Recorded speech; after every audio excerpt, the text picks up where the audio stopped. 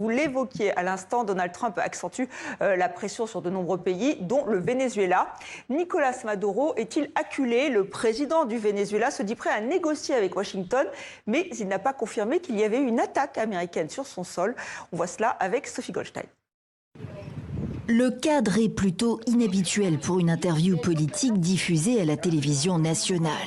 Le président Maduro est au volant, son épouse à l'arrière, un journaliste du monde diplomatique qui l'interroge régulièrement à ses côtés pour un message sans précédent à Washington après des mois de pression. Le gouvernement américain le sait. On l'a dit à plusieurs de ses porte-paroles.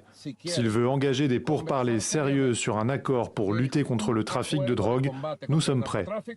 S'ils veulent du pétrole, le Venezuela est prêt aux investissements américains, comme avec Chevron, quand ils veulent, où ils veulent et comme ils veulent. Une main tendue, la première publiquement de Caracas à Washington, qui l'accuse régulièrement de trafic de drogue. Et ce, après une déclaration passée quasi inaperçue de Donald Trump, qui recevait lundi le Premier ministre israélien dans sa résidence de Floride.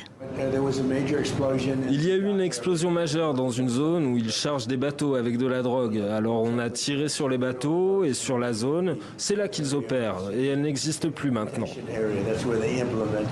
Première attaque américaine déclarée au Venezuela même depuis le regain d'hostilité entre Trump et Maduro. Frappe au drone menée par la CIA qui ne commente pas, rapportent plusieurs médias américains. Nicolás Maduro, lui, ne la confirme pas.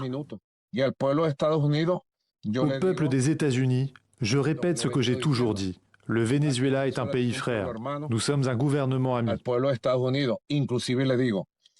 Négocier avec Washington, qui a bombardé plus d'une trentaine de navires vénézuéliens en mer ces derniers jours encore, au prétexte de la lutte contre le narcotrafic et qui semble être prêt à tout.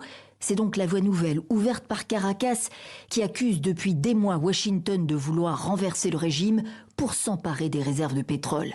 L'intimidation des États-Unis est du reste bien visible. Avions de combat et drones ont continué d'affluer sur ces bases dans les Caraïbes.